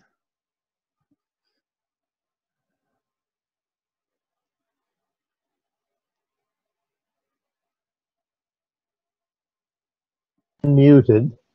Okay. Okay. And if I try share screen, I want my entire screen. Okay. And the entire screen, share, and my share is grayed out.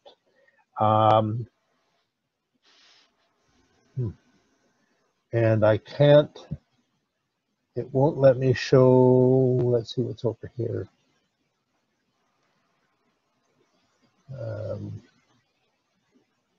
No, I'm not. I'll tell you what.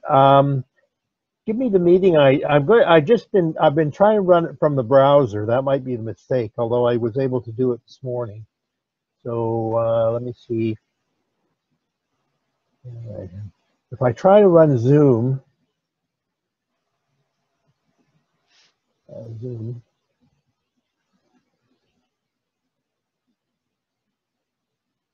run meeting.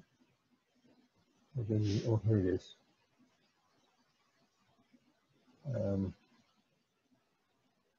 Meeting. Using from the browser shouldn't be a problem because that's what most of us use, is just clicking the link to get to it. Yeah, I mean, I'm there, and well, Zoom, sharing your entire screen, but it doesn't. It only shows me. Won't show me. I don't know why it won't. Yeah, it's back to this, but it only shows the Zoom. It doesn't show the background. Is that what you're saying? It only shows your browser because I can see all your browser tabs across the top. Yeah, I wonder if let's see if I can do this. Oh, I know what I can do. Probably do.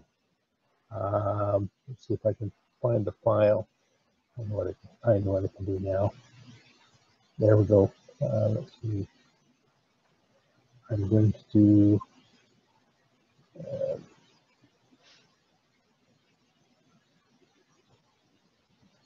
No, that's going to work. What are you running this on? I'm running it on Linux or Ubuntu. Okay, give me the meeting ID and let me just, wait. Just read out the meeting number and I'll just type it in here and see if that works. Well, you'll need the password to 818 7612 7612 0367. 67. Okay. Valid meeting day. Passcode. I need passcode. 924 955. 955. Join meeting. Okay, there. I'm joined. And then join with video.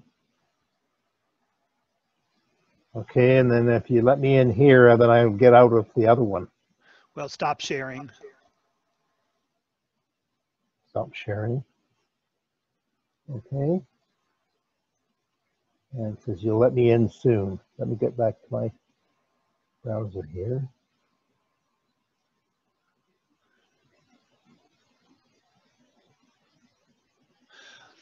I got a question while he's doing that. Howard asked, what limits the number of distros that can be installed on a single hard drive at one time? Space. Because when you use the Linux, it creates a menu at the beginning and you just pick which one you want. So it's the how much your hard drive can hold. I've had 3 different distros on the same machine at one time. There are some issues when you try to cross, as Sharan was telling about, the package managers and stuff. Yeah, it's just, I've known people who've had, I mean, I gotta mute yeah. Mute me. I've had people who've had 6 or 8 different setup, because you can even cross them over different hard drives. John, I have a question. Yep. I know software is session 4, but what backup software is most favorite with the Linux folks? Most Linux comes with a backup program already installed on it, and one of is brain dead. Time Shift, and one of them is another one of Backer Upper. So they pretty much come with your distro. You know, for doing that. And then you can also use, I use, like Judy does, I have iDrive. Is that what it is, Judy? And so I can back up to the cloud. But yeah, we'll cover that over good on that. John, yeah. Why don't you work with Murray between now and session 4, and then he can share his desktop environment then? Yep. If we can. And then we can go right into live Q&A. Well, I've got one more quick one to demo, the nice, okay, pretty beautiful one. So I'm going to go. So Murray, we'll catch you in a couple of weeks. And this one is one of the newer ones. Sharan mentioned it. It's called Deepen, and let me make it a full screen so you can see it better. So we've had people who have said, well, these all older looking ones are nice, but when you look at this one, not necessarily the background screen, but the taskbar at the bottom, it's not a plain old icon, plain Jane. And Deepen's a new one. It can be put on a number of different ones. This happens to be the Deepen program itself that has its own desktop, but there's a Ubuntu that has a Deepen and a few others. This one has some kind of neat features that go along with what somebody would want, kind of something newer.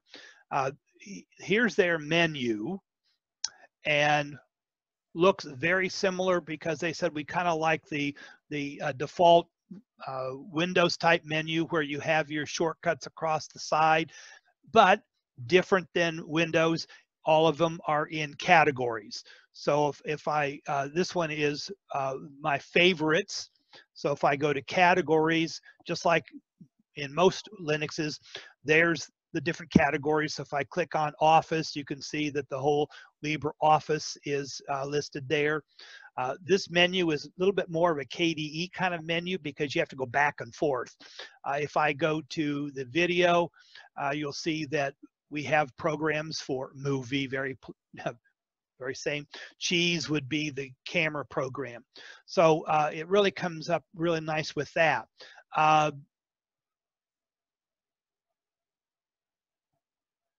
The file manager is probably a modified one that we've seen before, but if you look at it, you'll say, wow, this is quite modern looking.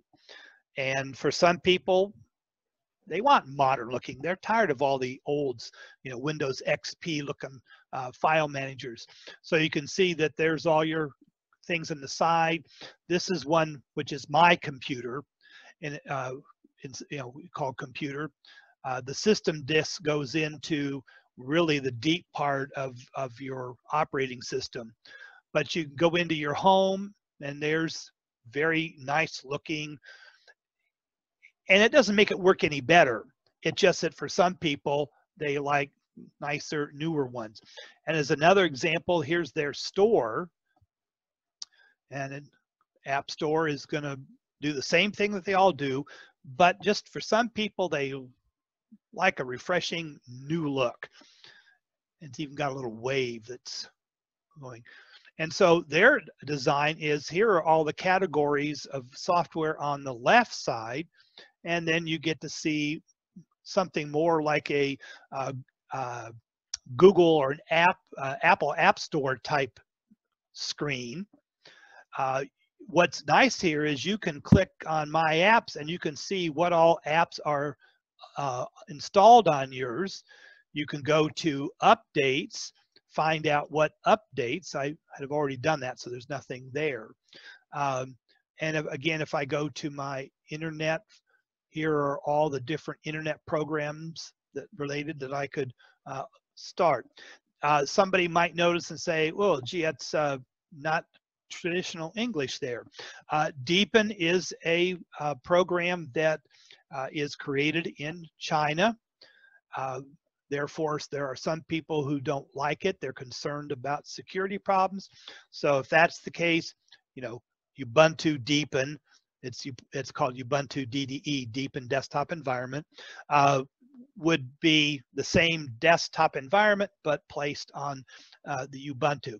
If we go to your system controls, again, same controls that you have, but in a design that is very modern looking. So, you know, as you can see, all these desktops are the same.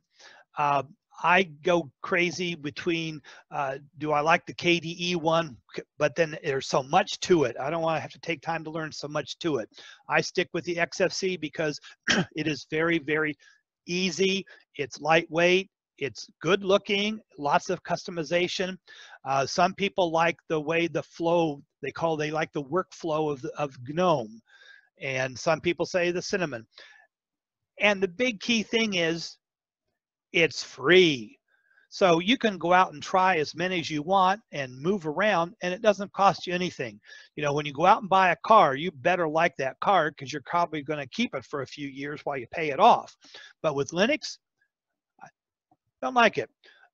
One of the members that I was working with, I was going to have them demonstrate the elementary one. And when I talked with him, he finally said, you know what, the more I worked with it, it's called the Pantheon desktop. He said, the more I work with it, I don't like it so much. So he's going to switch to something else and give it a try. All right, so as Judy said, what we'll do is we'll go back to our open forum. We've got time for some discussion and some general questions that you can ask. If you go to your participant pop-up at the bottom under your more, there is a button that says raise my hand, because I got to get Orv back in here. Okay. Before, I just wanted to quickly see, I've installed Zoom on this. I just wanted to see if the screen would share. Just Okay, let's just do it real quick because we want to Yeah, have some time for questions. Oh, you've got to enable it. Oh, that's right. You moved out of me again. Murray. The one where you can see me with my headphones on. Oh, the other Murray. Yeah.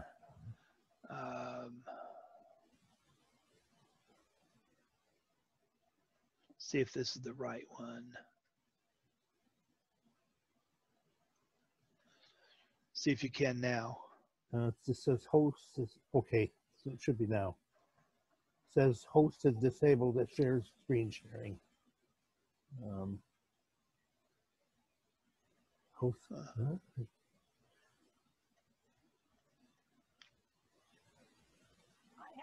I have a comment. Okay, go ahead. It's interesting that your presentations are very basic and understandable. I would feel comfortable on choosing one of the easy ones and using it and be a happy camper. And it's amazing to me because they're also, well, the ones that I like are totally straightforward, and they have, you click here and you get that, and you click here and you get something else. And it's what you see is what you get. I'm very partial to that, so I would say yes on that. I'm trying to get Orv back in here. I committed him.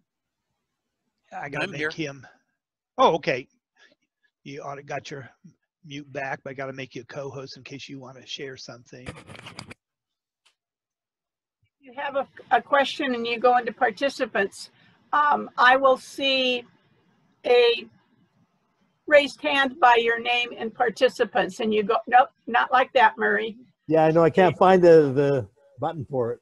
Oh, there it is. Okay. And you go to the top of the alphabetical list in participants if you do your digital hand.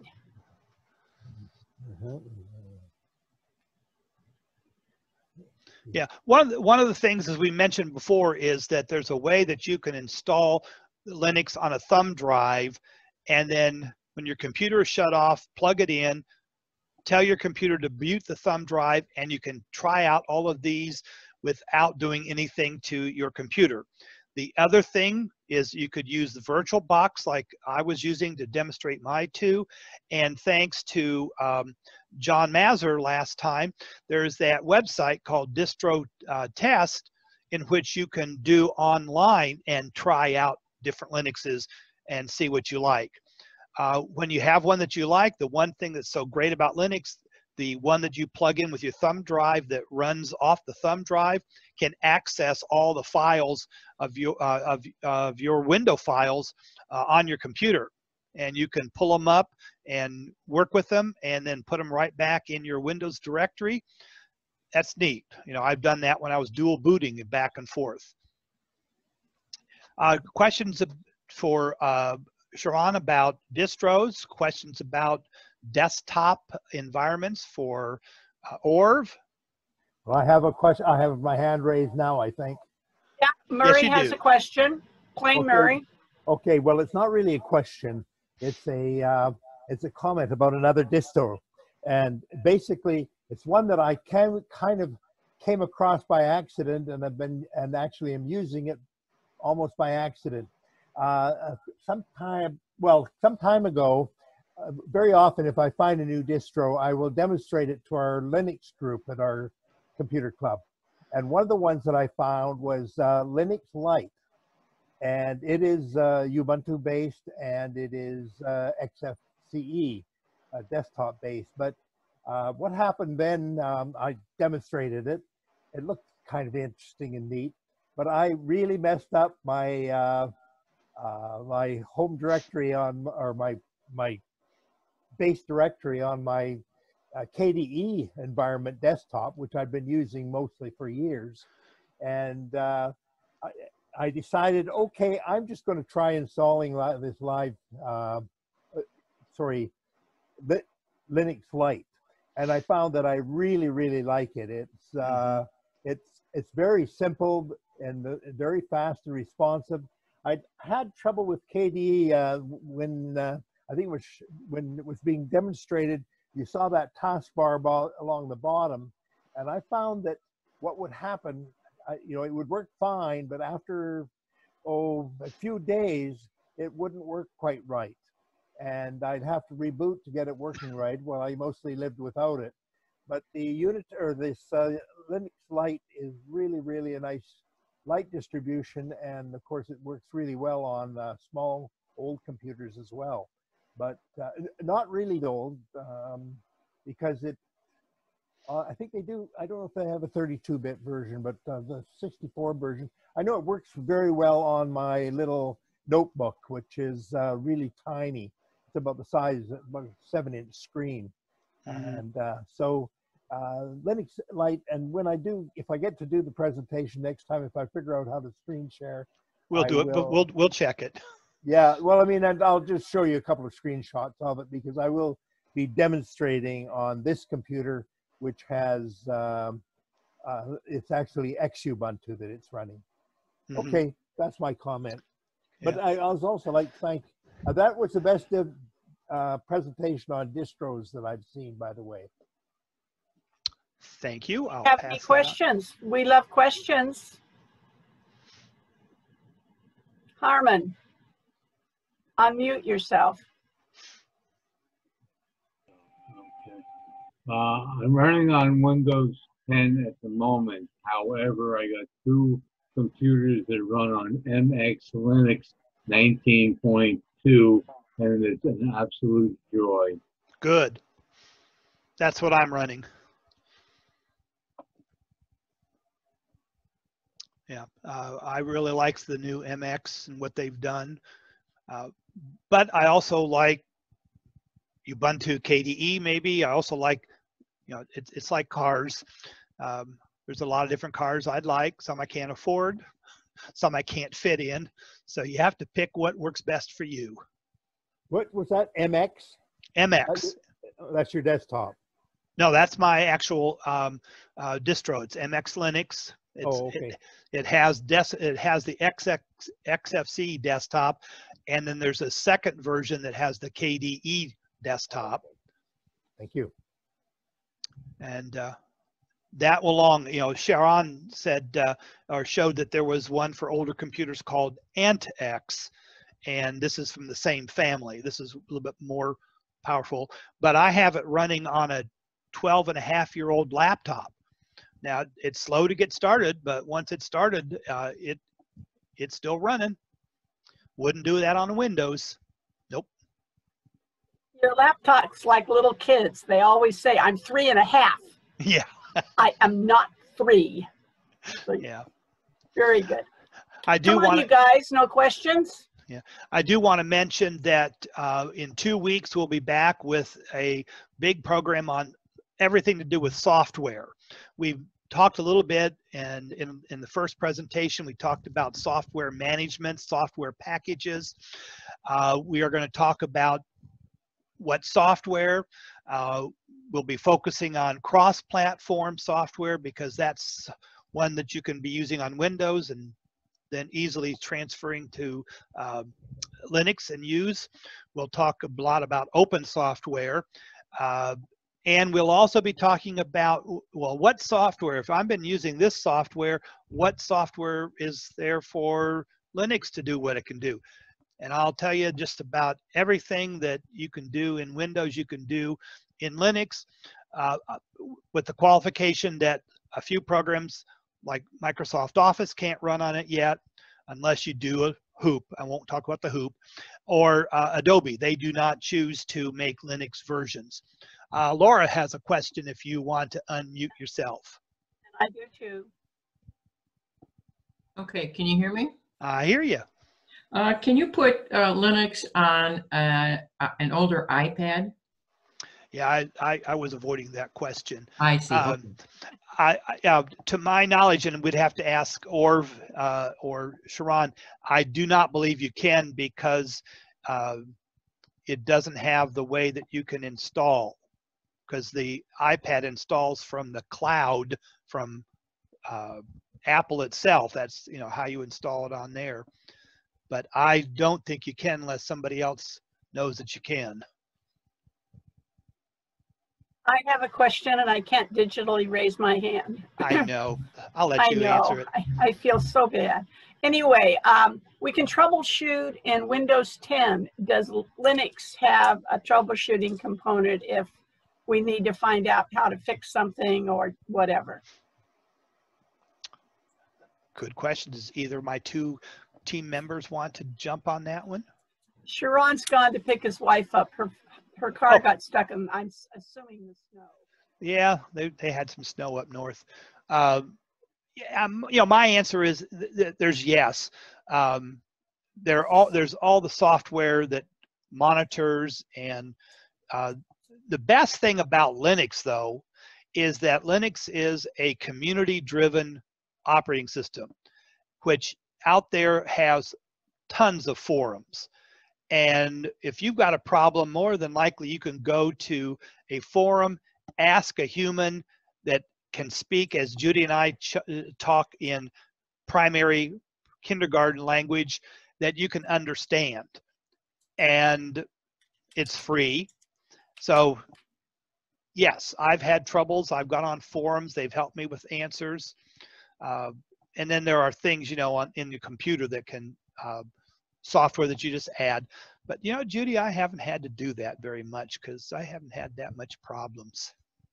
I would like to add another comment to that. And basically, if a program crashes, which doesn't happen very often, if you have, if you can turn on the debugging, and basically what it will do, it will send all the information about what happened to your program and why it crashed. You can add some comments about whatever it is, and that will go to the community for that particular problem and be posted as an issue or a problem. And then that's one way that sort of almost automatically gets you lots of people looking at it, trying to figure out what happened. Absolutely. Orv has put a Linux for iPad link in the chat box. Well, more accurately, it's the state of Linux on the iPad. Looks there are various projects in process, and that's all I'll say about that. Yeah, and when Judy sends out the stuff, if you don't see that, I don't know what all you see, we'll make sure that gets sent out in our follow-up material. And you still have one last chance to make sure that we know who you are so that you can get that for the last workshop. Also, I will mention that during our last scheduled meeting, we will love to have you send us suggestions in the chat box for future programs. We sat down and put together these 4, not knowing whether they would be good, and I appreciate all the people that have shown up these last 3, but there is a lot more that can be talked about. So next in 2 weeks, I will ask tell you that the chat room is open for suggestions for future workshops. I'll remind too that we've got the home automation, and then in January you want to make sure you attend. We're going to have ourselves a big kickoff to the new year with a roundtable type workshop of what is everybody doing. It's a new year. What are we doing new? I will sneak a out that we are going to be having a presentation on maybe drones coming up in January. And we're open for more topics. Our Zoom team, we call it our COVID team, we have found out that this workshop approach has worked out real well. And so if you have ideas, but especially if you have Linux ideas. We're going to have our first virtual technology on February 13th. If you're somebody that gives presentations, I'd love to hear from you to get your feet wet in being one of my VTC presenters. Always looking for new people. The reason we have the Speakers Bureau is groups get tired of hearing the same person. The same person gets tired of giving presentations. I feel it's the same way with the VTC. Always looking for new people. And then we're going to have Wi-Fi, routers, and something else the end of February. Oh, we have right. Somebody who has volunteered to give a Mac workshop. I don't have any ideas on what I would like him to do. So if you use the Mac, let me know, jtalor@apcug.org, on what you would like to see in a Mac presentation. We're looking to have one on backing up, similar to this one, with an initial presentation about why you should back up, and then 3 people sharing what they're using as a backup program for about 10, 15, 20 minutes. The lower number of minutes, we can have more people sharing. So if you would like to get involved in that and you have a backup program you think's the best thing since sliced bread, get in touch. And Bill, can you unmute yourself and give us the 3 words on your Wi-Fi router and the third?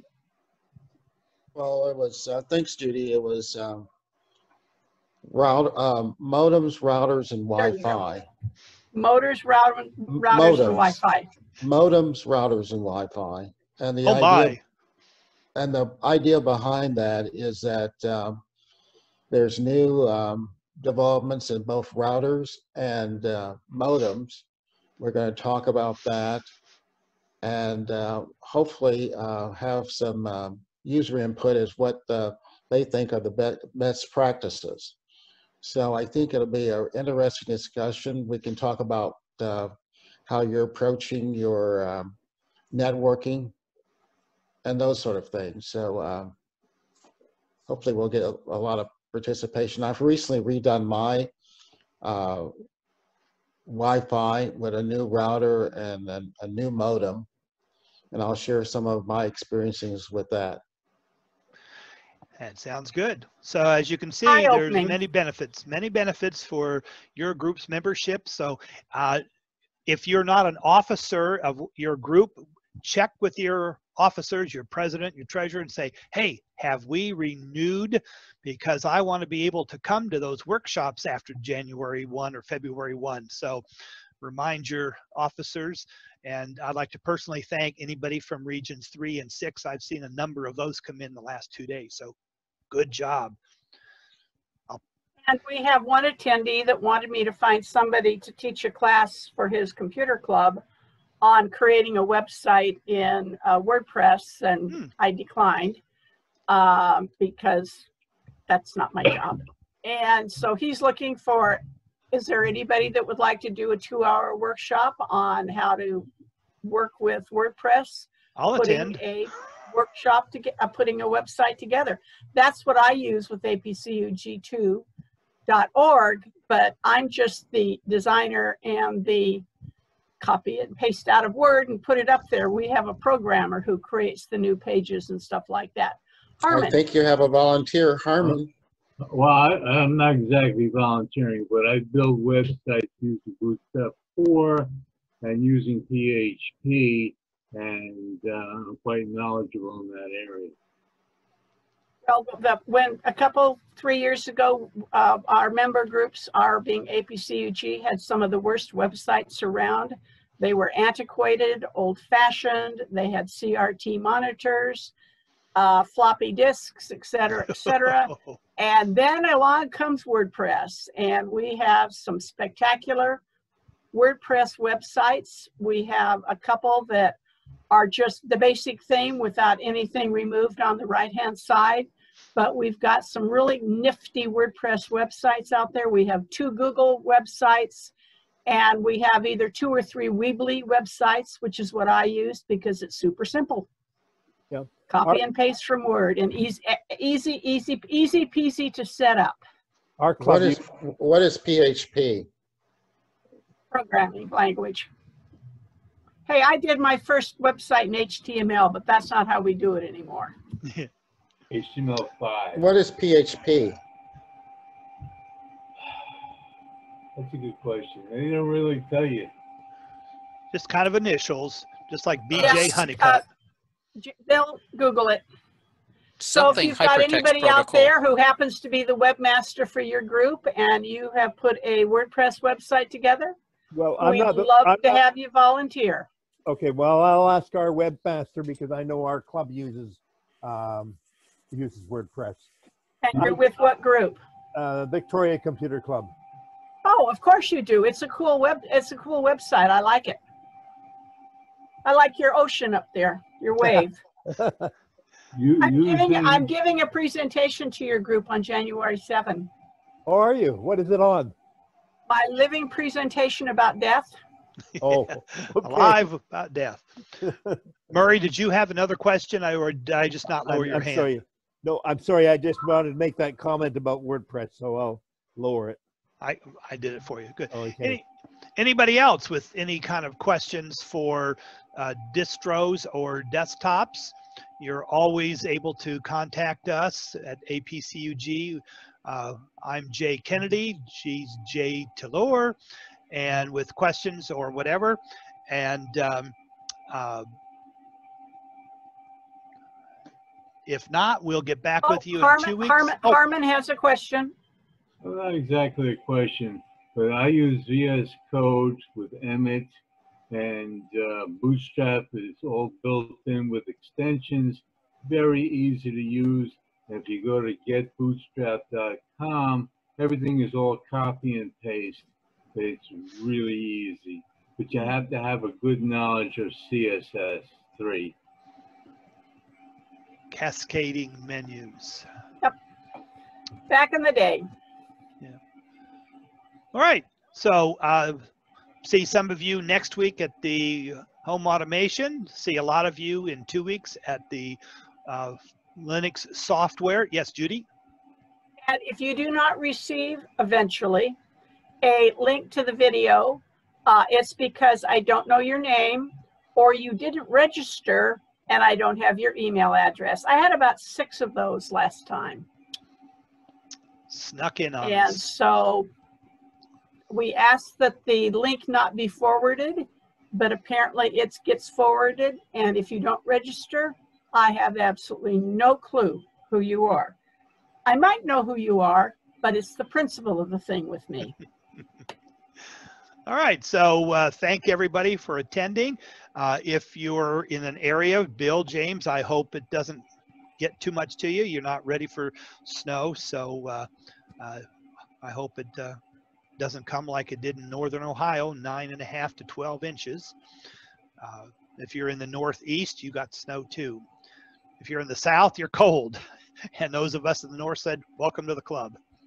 And if you're in my area, the winds will not stop blowing, and we are on red flag fire alert, which is not fun. Yeah. I'll leave the chat open just for a few more minutes, so if you think of any last minute questions or comments, you can throw that in. Otherwise, we'll say good day. Good day. Thanks for attending.